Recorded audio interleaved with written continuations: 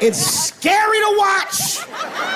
Holy shit, it's like seeing a crack pipe in your Uber driver's passenger seat.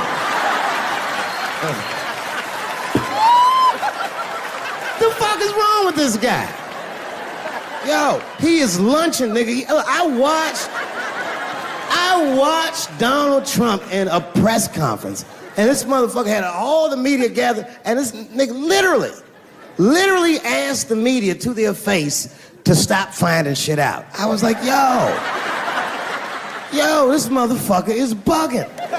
And then, I'm not even making this up, his lips started sweating. His lips. Have you ever seen a motherfucker's lip sweat? What the fuck is wrong with this nigga's lips? It's like if you're on a plane, right? You ever been on a plane? I get scared to fly. I do it all the time. I be scared on there. And sometimes the plane will hit turbulence. And then I get nervous. But I always look at the flight attendant, and she looks calm, and it makes me feel calm. But if that bitch's lips were sweating, it's terrifying. Like, yo, nigga, why are your lips sweating? What do you know? And then, I'm not even making this shit up. This motherfucker grabbed the podium, he goes, you don't know how scary the things I read in my briefings are. And I was like, holy shit, man, you ain't supposed to tell us that, bro. That's bad leadership. Even as a parent, you think I'm gonna sit my kids down? Hey, little man, come here real quick. I was gonna holler at you for a second. Yo, I'm 3 months behind on the rent, nigga, and I am worried. Very worried. Go to school and have a productive day, nigga. I was just thinking out loud, getting some shit off my chest. I was like, what the fuck are you doing, bro? This is bad, man. Jesus Christ. All this motherfucker's ideas sound like high people ideas. Like he doesn't think these things through before he tells us. He just tells us what he's thinking as soon as it occurs to him. This shit sounds nuts.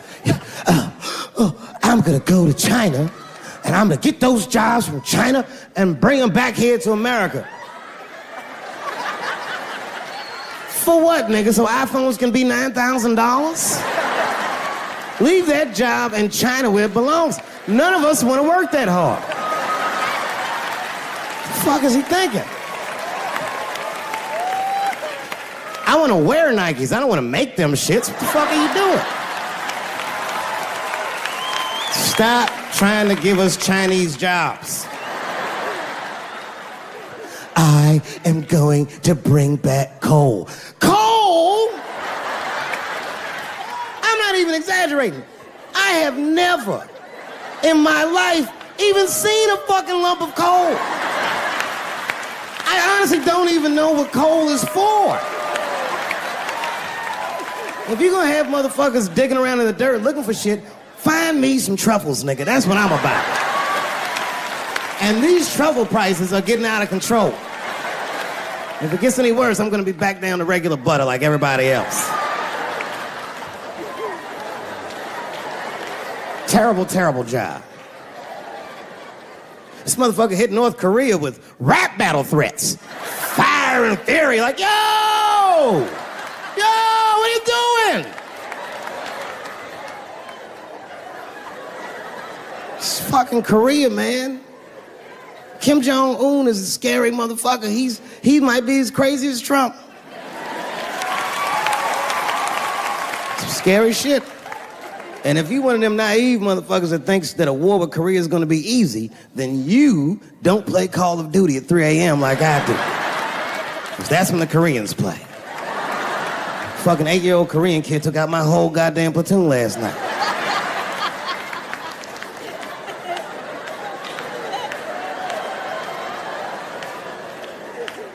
I've never seen somebody in an office so high with the most just basic fucking solutions. Like, you know, we should not let any more Muslims in the country till we can figure out what's going on. Did he just say, figure out what's going on?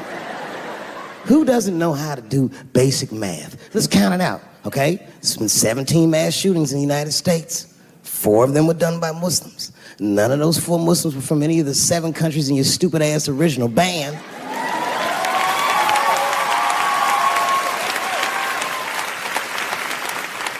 And since he brought it up, the other 13 shootings were done by the Tiki Torch whites.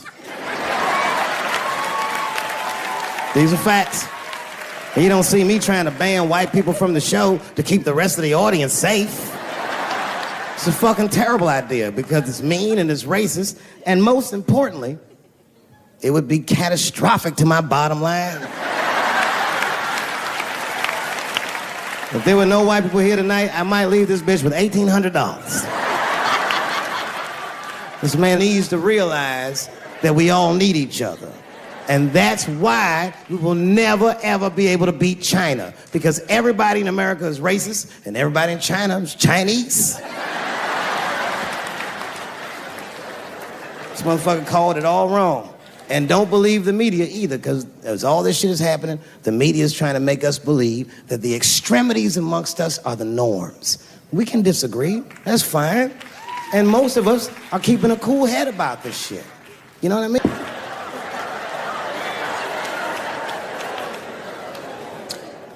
Sometimes I think that the media is hard on Trump.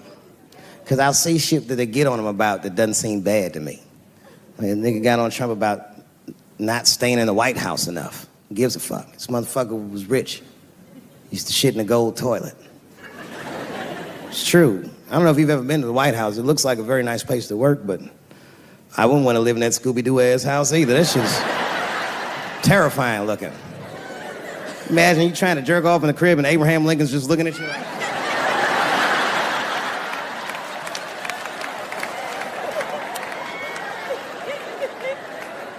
Shit, Bush didn't stay there either. He was rich too. He was like, fuck that, I'm going to my ranch in Texas. Obama was the first motherfucker to move into the White House like, this is a nice place. Look at this rug.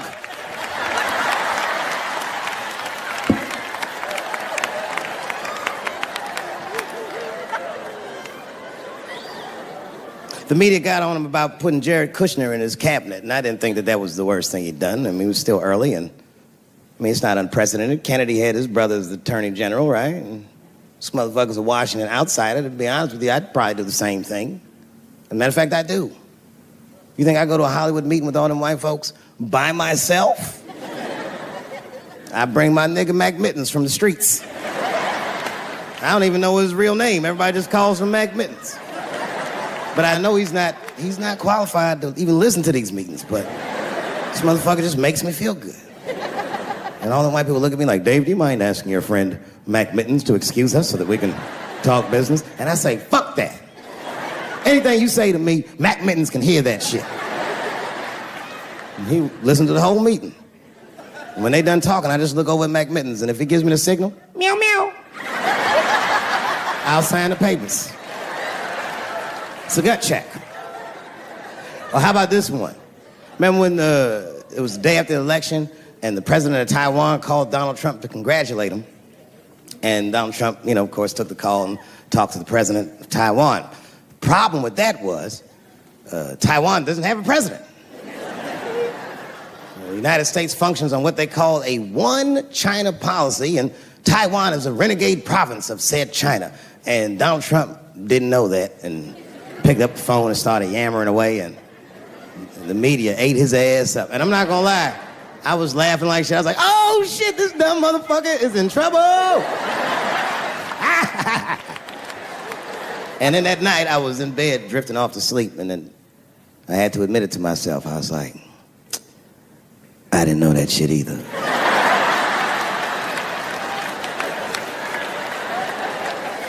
And then I realized the media got the story wrong. The story wasn't that Donald Trump took the call. The biggest story is that nobody told Donald Trump not to take the call. That's terrifying. God damn, nigga, you don't have a Mac Mittens on your team? It wasn't like they were calling the White House. They were calling the switchboard at Trump Towers, and they were getting through. Anybody. Mr. President, there's a Ricky Ticky Tabby on the phone for you? Yes, put him through. Hello, Ricky Ticky. Good to talk to you. Mr. President, there's a John Jacob Jingleheimer Smith on the phone. Oh, his name is my name, too. Put him through. Hello, John Jacob. Let's talk business. How many people in this room are not originally from the United States? My round of applause. Where you